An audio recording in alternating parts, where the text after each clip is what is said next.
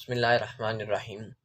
اللہ رب العزت کا بڑا کرم ہے کہ ہمیں رمضان المبارک ایک بار پھر سے عطا ہوا ہے، اور ہمیں اس مبارک مہینے میں روزے رکھنے کی طاقت بھی اللہ تعالیٰ کی طرف سے عطا ہوتی ہے۔ اسی رمضان المبارک کی فضیلت و اہمیت قرآن و حدیث میں بیان ہے، جو آج کی اس گفتگو میں بیان کی جائے گی۔ سب سے پہلے اللہ رب العزت کے اس فرمان کو دیکھتے ہیں۔ اللہ رب العزت فرماتا ہے، یا ایھا الذین آمنوا کتب علیکم الصیام کما کتب علی الذین من قبلکم لعلکم تتقون۔ اے ایمان والو، ہم نے تم پہ روزے فرض کیے ہیں جیسا کہ تم سے پہلی امتوں پہ فرض کیے تھے، تاکہ تم پرہیزگار بن جاؤ۔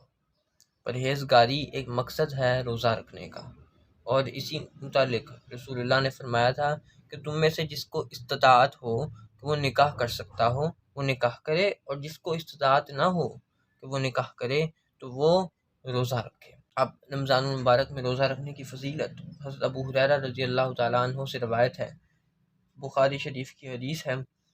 رسول اللہ نے فرمایا، من صام رمضان ایمانا واحتسابا غفر له ما تقدم من ذنبه۔ جو شخص بحالت ایمان ثواب کی نیت سے رمضان کے روزے رکھے، اس کے سابقہ گناہ بخش دیے جاتے ہیں۔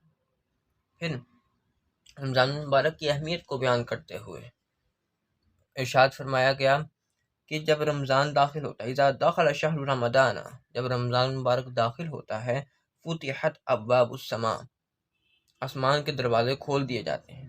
اور پھر ایک روایت میں ارشاد ہے، فتحت ابواب الجنہ، کہ جنت کے دروازے کھول دیے جاتے ہیں، وغلقت ابواب جہنم، اور جہنم کے دروازے بند کر دیے جاتے ہیں، وسلسلت الشیاطین، اور شیاطین کو جگڑ لیا جاتا ہے۔ رب نے کہا تمہارے لیے جہنم کا دروازہ بند کر دیا، جنت کا دروازہ کھول دیا اور شیاطین کو جگڑ لیا۔ اب بھی اگر تم بخشش نہ پاؤ تو حضور پاک نے فرمایا وہ بدبخت شخص ہے جس نے رمضان کو پایا اور اس کی مغفرت نہ ہوئی۔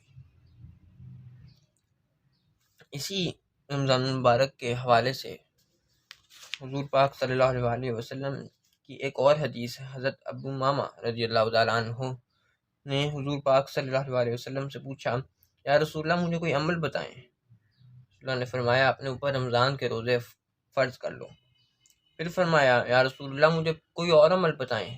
انہوں نے فرمایا، رسول اللہ نے فرمایا آپ رمضان کے روزے رکھیں کہ اس کے برابر کا کوئی عمل نہیں، کہ اس سے بڑی بات ہی کیا ہے کہ آپ کو رمضان نصیب ہو اور آپ اس کے روزے رکھو، اور اس کے روزوں سے بڑھ کے کوئی اور چیز ہو ہی نہ۔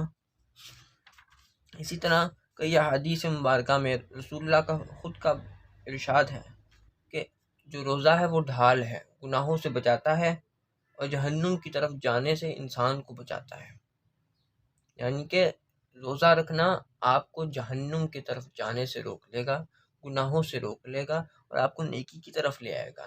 لیکن اصل مقصد رمضان کا کیا ہے کہ صرف بھوک اور پیاس پہ اکتفا نہ کیا جائے، کہ آپ صرف بھوک اور پیاس کو ایک طرف رکھ کے باقی سارے اعمال کی جائیں، بددیانتی کریں، بے ایمانی کریں، جھوٹ بولیں، فتنہ فساد کریں، تو اللہ رب العزت نے اس چیز کو پسند نہیں فرمایا۔ رسول اللہ کا فرمان ہے کہ تم میں سے جو شخص روزہ رکھنے کے باوجود کسی برائی کے کام سے، برے عمل سے باز نہ آئے، تو اللہ تعالیٰ کو اس شخص کے بھوکے اور پیاسے رہنے کا کوئی مطلب نہیں، اللہ کو اسے کوئی سروکار نہیں۔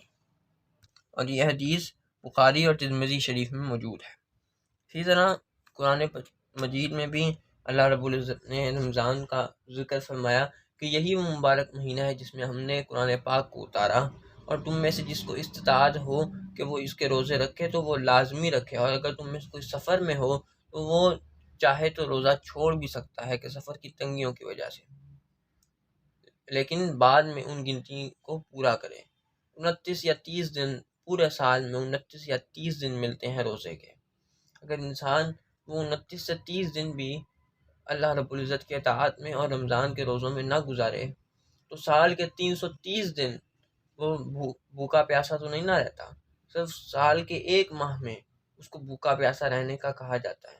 تو اگر وہ بھوکا پیاسا رہے اور گناہوں سے بچ جائے ایک ماہ، تو رسول اللہ نے فرمایا کہ تم میں سے جو شخص ایسا کرے کہ رمضان کے روزے اللہ کی رضا کے لیے رکھے اور ایمان اور اجر و ثواب کی نیت سے رکھے، تو اللہ تعالیٰ اس کے تمام گناہوں کو بخش دے گا۔ اور اس کے ہی متعلق رسول اللہ کی ایک اور حدیث ہے کہ رسول اللہ نے فرمایا جب تم روزہ رکھنے کی نیت کرو تو سحری سے اپنے روزے کے لیے مدد حاصل کرو، کہ جب تم روزہ رکھنے کی نیت کرو تمہیں چاہیے کہ تم سحری لازمی کرو، کیونکہ سحری وہ کھانا ہے جو فرشتے بھی پسند فرماتے ہیں۔ اللہ تعالی ہمیں صحیح معنوں میں روزہ رکھنا نصیب فرمائے۔ وما علیہ الا البلاغ۔